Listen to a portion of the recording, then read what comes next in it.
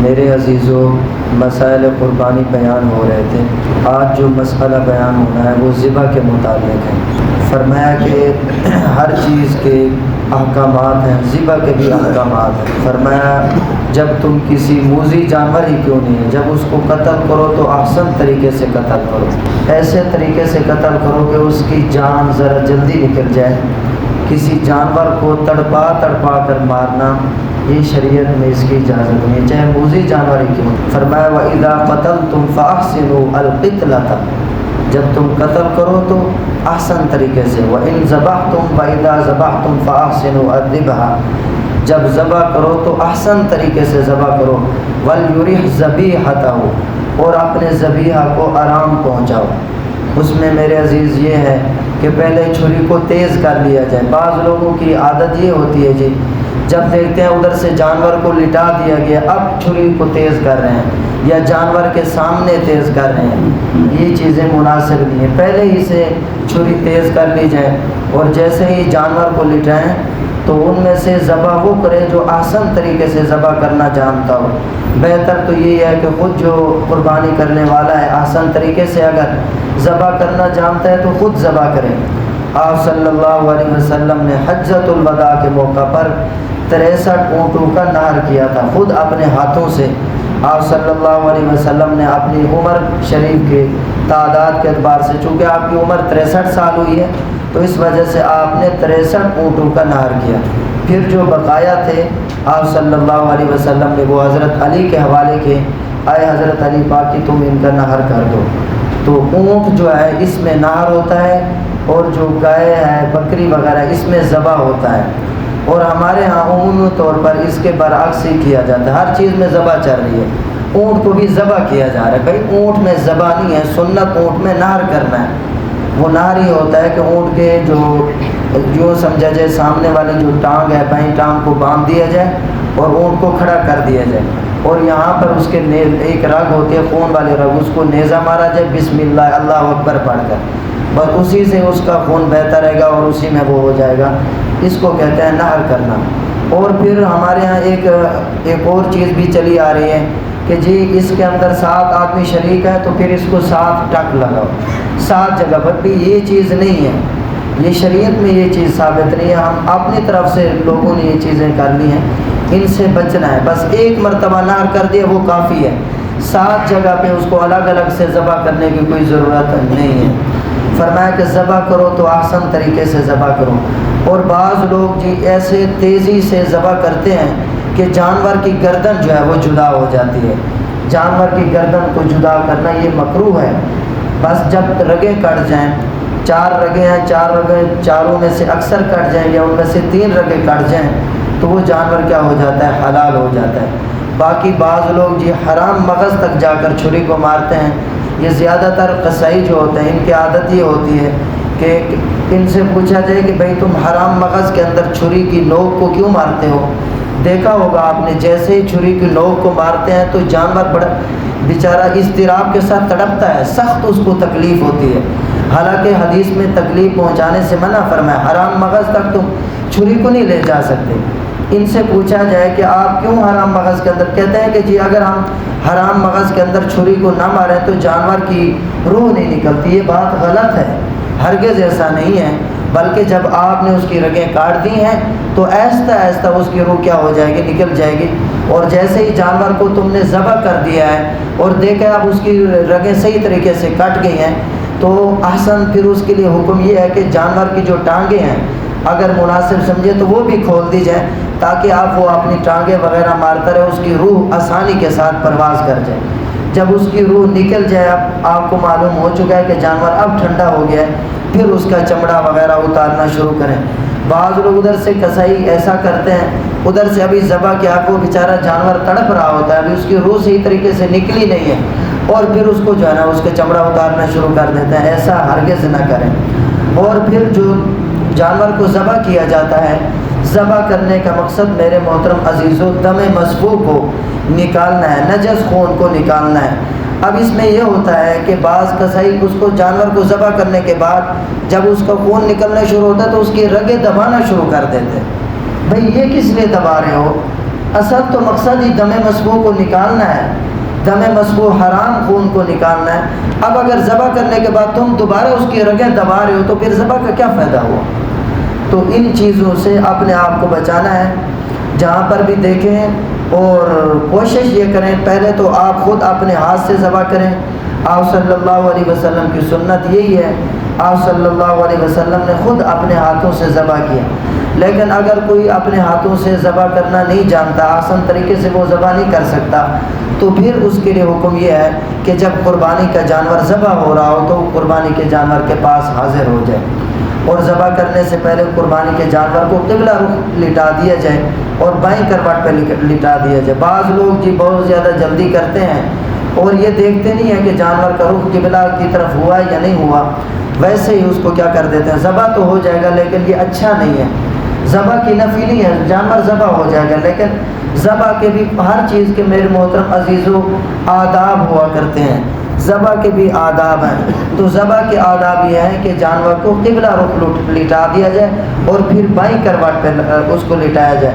آپ صلی اللہ علیہ وسلم نے مینڈھے کی جب قربانی کرنے کا ارادہ فرمایا تو حضرت عائشہ الصدیقہ رضی اللہ عنہا کو پہلے حکم دیا، عائشہ رضی اللہ عنہا چھری کو تیز کر لو اور چھری کو تیز کر کے میرے پاس لاؤ۔ جب چھری تیز کر کے آپ صلی اللہ علیہ وسلم کے پاس لائی گئی، پھر اس کے بعد آپ صلی اللہ علیہ وسلم نے مینڈھے کو لٹایا اور بائیں کروٹ پر لٹایا، اور آپ صلی اللہ علیہ وسلم نے اپنا قدم مبارک اس کے جو ہے نا یوں سمجھے شانے کے اوپر وہاں پر رکھا اور پہلو پر رکھا، اور رکھنے کے بعد پھر آپ صلی اللہ علیہ وسلم نے بسم اللہ اللہ اکبر پڑھا، انی وجہت وجہی للذی فطر السماوات والارض حنیفا وما انا من المشرکین ان صلاتی ونسکی ومحیای ومماتی للہ رب العالمین لا شریک لہ وبذالک امرت وانا اول المسلمین۔ یہ پڑھنا بھی مسنون ہے، یہ دعائیں پڑھ لیں، اور اس کے بعد جب جانور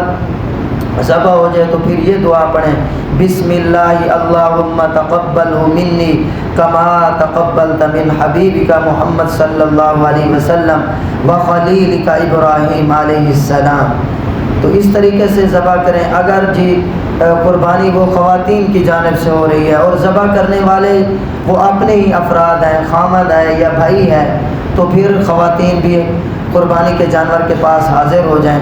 آپ صلی اللہ علیہ وسلم نے اپنی لخت جگر حضرت فاطمہ الزہرا رضی اللہ عنہا کو ارشاد فرمایا، قومی الی اضحیتک، اے فاطمہ الزہرا رضی اللہ عنہا کھڑی ہو جاؤ اور اپنے جانور کے پاس حاضر ہو جاؤ، فشہدیہ حاضر ہو جاؤ، فإنہ یغفر لک عند اول قطرۃ من دمہا کل ذنب عملتیہ۔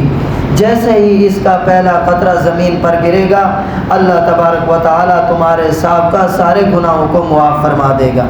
اور آپ نے پھر یہ ارشاد فرمایا، وقولی، اے فاطمہ رضی اللہ عنہ یہ کلمات پڑھو، ان صلاتی، بے شک میری نماز پڑھنا، ونسکی، اور میری قربانی کرنا، اور میرا زندہ رہنا اور میرا مرنا، للہ، سب اللہ تعالیٰ کی رضا کے لیے ہے، رب العالمین، جو تمام جہانوں کا پروردگار ہے، لا شریک لک، اس کا کوئی شریک نہیں ہے، وبذالک امرت، اور اسی اللہ تعالیٰ ہی نے مجھے قربانی کا حکم دیا ہے، اور ہم اللہ تعالیٰ کے ہر حکم کے فرما بردار ہیں، تابع ہیں، جیسے اللہ کا حکم ہوگا ہم اللہ کے ہر حکم کو بجا لائیں گے۔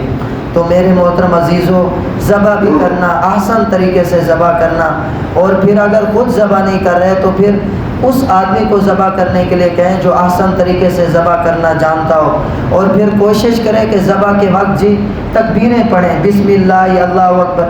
اتنی زیادہ جلدی ہوتی ہے کسائیوں کو، خاص طور پر وہاں پر جہاں جانور بہت زیادہ ہوتے ہیں، وہاں پہلے پر تو بسم اللہ اللہ اکبر پڑھتے ہیں، باقیوں پر ویسے ہی ذبح کر دیتے ہیں۔ میرے محترم عزیزو، اگر جان بوجھ کر کوئی بسم اللہ اللہ اکبر پڑھنے کو چھوڑ دے گا، اب وہ جانور مردار ہو جاتے ہیں، اس کا گوشت کھانا حلال نہیں ہوتا، حرام ہوتا ہے۔ ہاں اگر بھول کر جی بسم اللہ اللہ اکبر رہ گیا ہے تو اب وہ جانور کیا ہو جاتا ہے، حلال ہو جاتا ہے۔ تو اس میں کوشش یہ کرنی چاہیے، یہ ضروری تو نہیں ہے لیکن جو ساتھ شریک ہیں جانور کے وہ بھی ذرا بلند آواز سے بسم اللہ اللہ اکبر پڑھ لیں، تاکہ ذبح کرنے والے کو بھی کیا آ جائے، بھولنے نہ پائے، یاد آ جائے تو وہ بھی بسم اللہ اللہ اکبر پڑھ لے گا۔ باقی جو شریک ہیں ان کے لیے پڑھنا ضروری نہیں ہے، لیکن ایک یاد دہانی کے لیے اگر یہ پڑھ دیتے ہیں تو اس میں کوئی حرج نہیں ہے۔ پھر ذبح کرنے کے بعد جی اب جانور کا چمڑا اتارنا ہے۔ اب وہ جو جلد ہے، چمڑا ہے، اس کو آپ اپنے ضروریات میں لانا چاہیں، جس طریقے سے پہلے زمانے میں لوگ مشکیزیں بھی بنا لیتے تھے، جائے نماز بھی بنا لیتے تھے، اور بھی کافی ساری چیزیں بنا لیتے تھے۔ آج کل بھی اگر کوئی اپنے جی اس کو ضروریات میں لانا چاہتا ہے تو لا سکتا ہے، لیکن اگر اس کو بیچ دے تو پھر اس کی رقم وہ خود اپنے ضروریات میں نہیں لا سکتا، اب اس کو فقراء پر صدقہ کرنا لازم و ضروری ہوگا۔ بہرحال بیچنا مکروہ لکھا ہے، کیونکہ قربانی کے کسی جانور کے گوشت کو بیچنا اور اسی طریقے سے اور جو چیزیں ہیں بیچنا یہ مکروہ لکھا ہے۔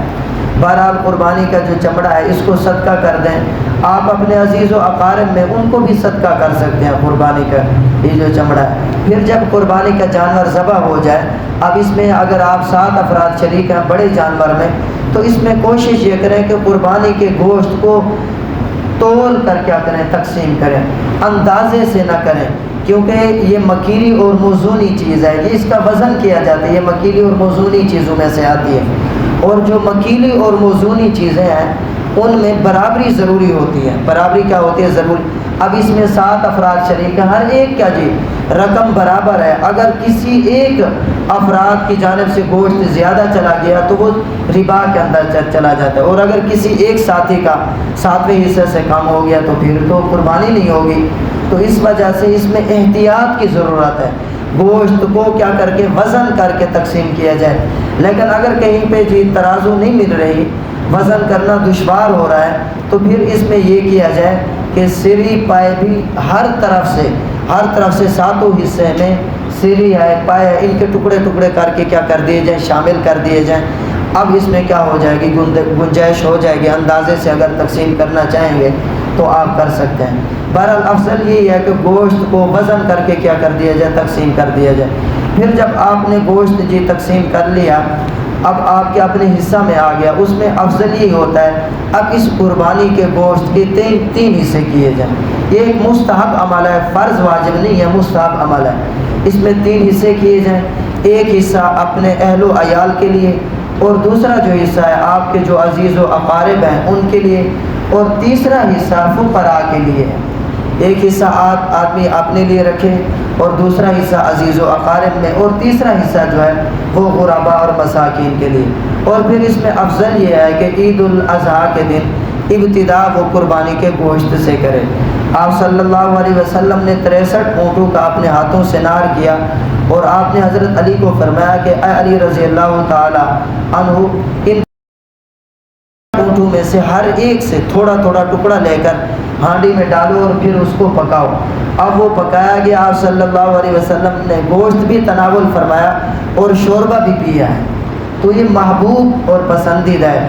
اور یہ اللہ تعالیٰ کی جانب سے یہ جو ایام ہوتے ہیں یہ ضیافت کے ایام ہیں، مہمان نوازی کے ایام ہیں، اس میں سب جی خوب سیر ہو کر گوشت کھائیں اور اللہ تعالیٰ کا جی اس کے اوپر شکریہ ادا کریں۔ باقی قربانی کے جو جانور ہے آپ نے لے آئے ہیں، اب اس کا دودھ اتر رہا ہے، اب دودھ دونے کے بعد آپ اس کو کیا کر دیں، اللہ تعالیٰ کے راستہ میں صدقہ کر دیں۔